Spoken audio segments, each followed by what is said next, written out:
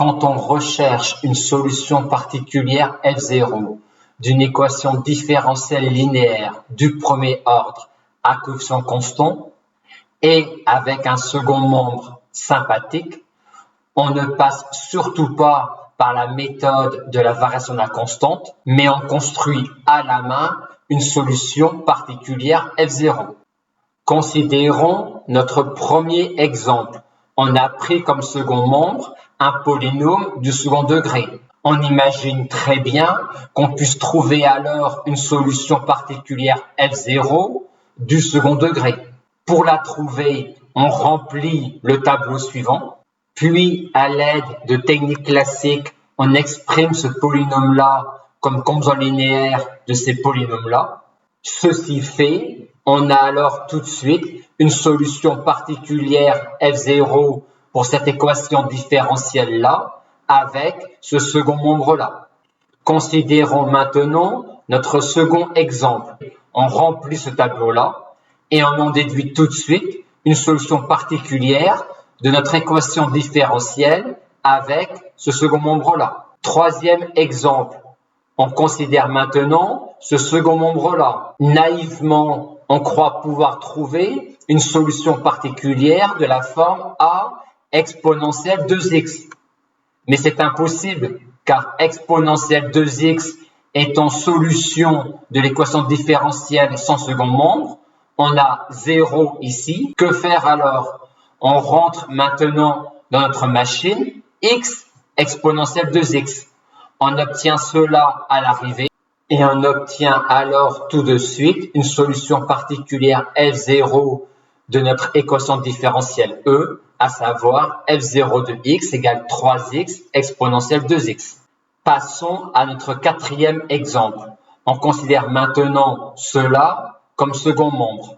En remarquant que cos 2x n'est rien d'autre que la partie réelle de exponentielle 2ix, on se ramène à l'exemple précédent. On va d'abord rechercher un y qui donne à l'arrivée exponentielle 2ix. Et maintenant, pour obtenir un y qui me donne cos 2x, je vais prendre la partie réelle de cette quantité-là. Pour calculer la partie réelle de cette quantité-là, je peux écrire 1 sur i-1 sous forme algébrique. Ceci étant fait, je calcule facilement la partie réelle de cette quantité-là et je trouve ce f0-là comme solution particulière de mon équation différentielle. Mais cette écriture-là de la fonction sinusoïdale peut ne pas satisfaire un physicien qui préférerait une écriture de la fonction sinusoïdale sous la forme amplitude-phase. Pour avoir son écriture sous la forme amplitude-phase, on ne va pas écrire ce nombre complexe-là sous forme algébrique, mais sous forme trigonométrique. Une fois ceci obtenu, on en déduit facilement que la partie réelle de cette quantité-là est égale à cette fonction sinusoïdale-là, qui cette fois-ci est écrite sous la forme amplitude-phase. Si maintenant on met sinus 3x comme second membre, on peut reproduire ce que l'on vient de faire en remarquant que sinus 3x n'est rien d'autre que la partie imaginaire de exponentielle 3ix. Si on met comme second membre exponentielle x cos 2x, on peut procéder de même en remarquant que ce second membre n'est rien d'autre que la partie réelle de exponentielle 1 plus 2ix. Passons maintenant à la situation où notre second membre est ce terme-là. On peut raisonnablement espérer obtenir une solution particulière de la forme un polynôme du second degré fois exponentielle 3x. Pour l'obtenir, on va remplir le tableau suivant. Puis, on va exprimer ce polynôme-là à l'aide des polynômes qui sont apparus ici. Et on trouve alors que ce polynôme-là peut s'écrire comme composant linéaire de ces polynômes-là avec les coefficients indiqués ici. Et on en déduit tout de suite alors une solution particulière f0 de notre équation différentielle. Pour ce second membre-là, on pourrait penser procéder de même. On remplit le tableau Et mauvaise surprise, on n'obtient pas ici des termes en x exponentielle 2x. Ceci est dû au fait que exponentielle 2x est solution de l'équation différentielle sans second membre.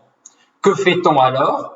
On remplit une ligne supplémentaire en mettant dans notre tableau x carré exponentielle 2x. Ceci étant fait, on procède comme précédemment en exprimant ces termes-là comme composants linéaires de ces deux-là. Et on en déduit immédiatement une solution particulière F0 de notre équation différentielle. On pourrait procéder de même avec ce second membre-là en remarquant qu'il n'est rien d'autre que la partie réelle de cette quantité-là. Quand on est en présence d'une équation différentielle linéaire du premier ordre à coefficient constant et que le second membre est l'une de ces quantités-là,